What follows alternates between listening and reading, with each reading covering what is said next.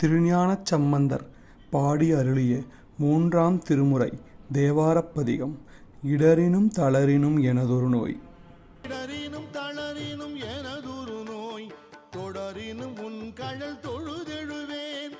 இடரினும் தளரினும் எனதொரு நோய், தொடரினும் உன் கழல் தொழுதெழுவேன். கடல் தனில் அமுதொடு கலந்த நஞ்சை மிடரினில் அடக்கிய வேதியனே, மிடரினில் அடக்கிய வேதியனே. இதுவோ எமை ஆளுமாறு ஈவதொன்றெமக்கு இல்லை ஏன், அதுவோ உனது